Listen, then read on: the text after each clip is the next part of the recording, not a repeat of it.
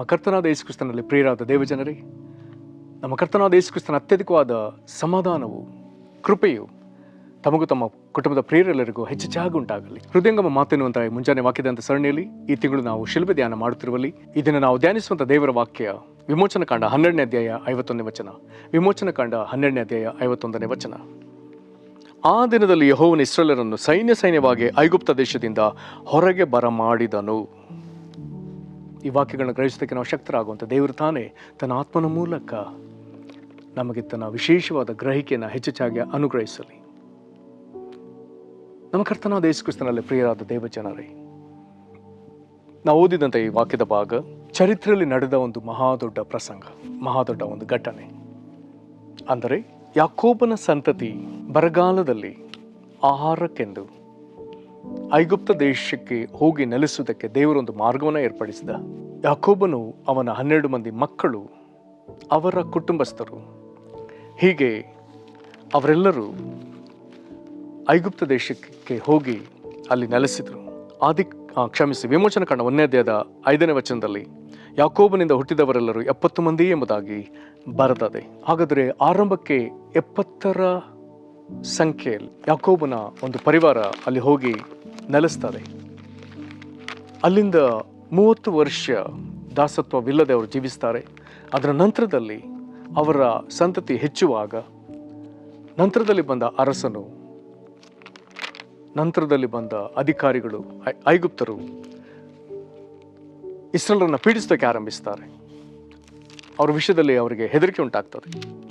ಹೀಗೆ ಅವ್ರನ್ನ ವಿಪರೀತವಾಗಿ ದಾಸತ್ವದಲ್ಲಿ ಕುಗ್ಗಿಸೋದಕ್ಕಾಗಿ ಪ್ರಯಾಸ ಪಡ್ತಾರೆ. ನಾವಿಲ್ಲಿ ವಿಮೋಚನ ಕಾಂಡ 1ನೇ ಅಧ್ಯಾಯದ 5ನೇ ವಚನದಲ್ಲಿ 70 ಎಂಬುದಾಗಿ ಕಂಡದನ್ನು ನಾವು ಅಪೊಸ್ತಲರ ಕೃತ್ಯದ 7ನೇ ಅಧ್ಯಾಯದ 14ನೇ ವಚನದಲ್ಲಿ ಯಾಕೋಬನ ಜೊತೆ ಅವನ ಬಂಧು ಬಳಗಲ ಒಟ್ಟಿಗೆ 75 ಮಂದಿ ಹೋದರೆಂಬುದಾಗಿ ಬರೆದದೆ. ಇರಲಿ, 70ರ ಒಂದು ಸಂಖ್ಯೆ, ಅದರ ಆಚೆಗೆ ಇವರ ಒಂದು ಪರಿವಾರ ಅಲ್ಲಿ ನೆಲೆಸಿದೆ. ಆದರೆ ವಿಮೋಚನ ಕಾಂಡ 1ನೇ ಅಧ್ಯಾಯದಲ್ಲಿ ಅವರಿಗೆ ಎಷ್ಟು ಬಾಧೆ ಹೆಚ್ಚಾಯಿತು, ಅಷ್ಟರ ಮಟ್ಟಿಗೆ ಅವರ ಸಂಖ್ಯೆ ಹೆಚ್ಚಾಗ್ತಾ ಹೋಗ್ತದೆ. 7ನೇ ವಚನದಲ್ಲಿ ಹೀಗೆ ಬರ್ತದೆ, ವಿಮೋಚನ ಕಾಂಡ 1:7, ಆದರೆ ಇಸ್ರಾಯೇಲರು ಅಭಿವೃದ್ಧಿಯಾಗಿ ಅತ್ಯಧಿಕವಾಗಿ ಹೆಚ್ಚಿ ಬಹಳ ಬಲಗೊಂಡರು, ಆ ದೇಶದಲ್ಲೆಲ್ಲ ತುಂಬಿಕೊಂಡರು. ವಿಪರೀತವಾಗಿ ಇಸ್ರಾಯೇಲರನ್ನು ದೇವರು ಅಭಿವೃದ್ಧಿ ಮಾಡ್ತಾನೆ. ಆದರೆ ಇನ್ನೊಂದು ವಚನವನ್ನು ಗಮನಿಸಲೇಬೇಕು. ದೇವಜನರಿಗೆ ಇದು ಬಹಳ ಆದರಣೆ ಕೊಡುವಂಥ ವಚನ. ವಿಮೋಚನ ಕಾಂಡ 1ನೇ ಅಧ್ಯಾಯದ 12ನೇ ವಚನ.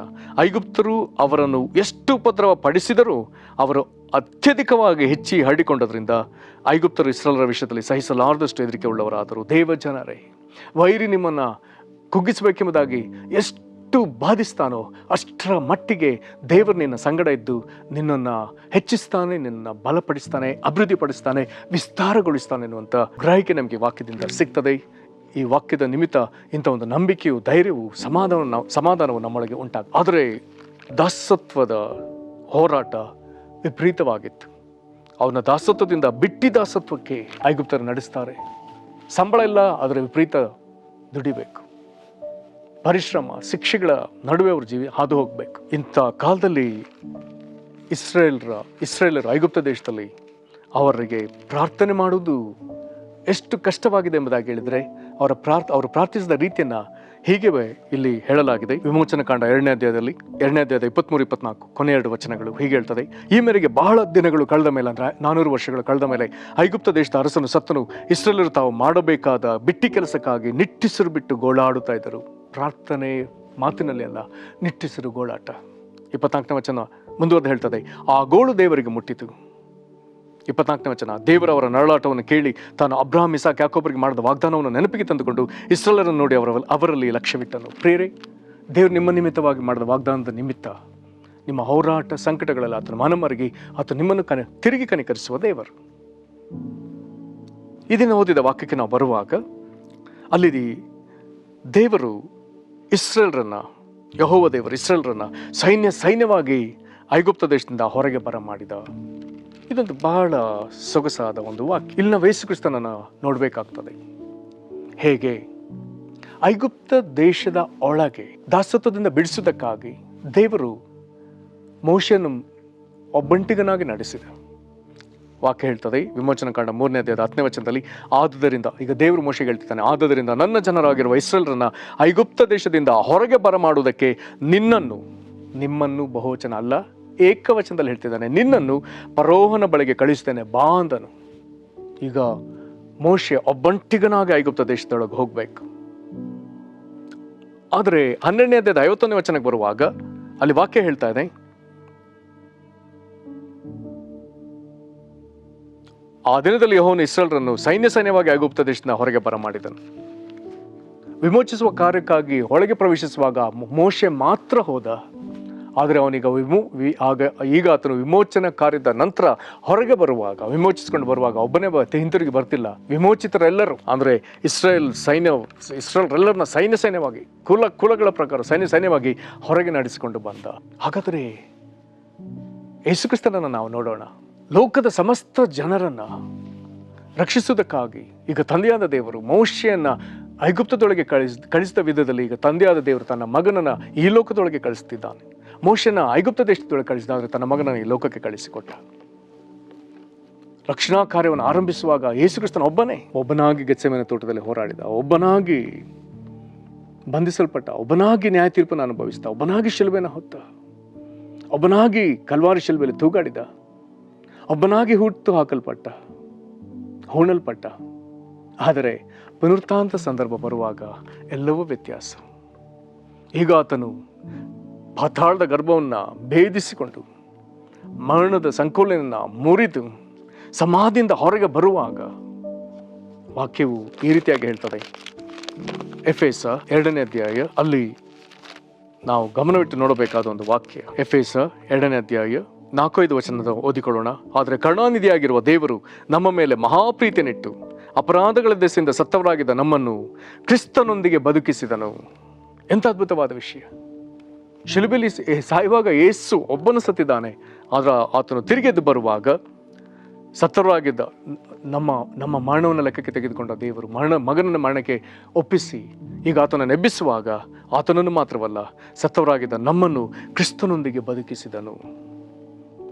ಮುಂದುವರೆದು ಹೇಳ್ತಾನೆ, ಬದುಕಿಸದಲ್ಲದೆ ತಾನು ಕ್ರಿಸ್ತ ಯೇಸುವಿನಲ್ಲಿ ನಮಗೆ ಮಾಡುವ ಉಪಕಾರದ ಮೂಲಕ ತನ್ನ ಅಪಾರವಾದ ಕೃಪಾತಿಶಯವನ್ನು ಮುಂದಣ ಯುಗಗಳಲ್ಲಿ ತೋರಿಸಬೇಕೆಂದು ಕ್ರಿಸ್ತ ಯೇಸುವಿನಲ್ಲಿರುವ ನಮ್ಮನ್ನು ಆತನೊಂದಿಗೆ ಎಬ್ಬಿಸಿ ಪರಲೋಕದಲ್ಲಿ ಆತನೊಂದಿಗೆ ಕೂಡಿಸಿದ್ದಾನೆ. ಒಂದು ವೇಳೆ ನಮ್ಮ ಹೃದಯ ಗ್ರಹಿಸಲಿಲ್ಲ, ನಮ್ಮ ಕಣ್ಣು ಕಾಣಲಿಲ್ಲ, ನಮ್ಮನ್ನು ಕ್ರಿಸ್ತನ ಪುನರುತ್ಥಾನದಲ್ಲಿ ಎಬ್ಬಿಸಿದ್ದಾನೆ.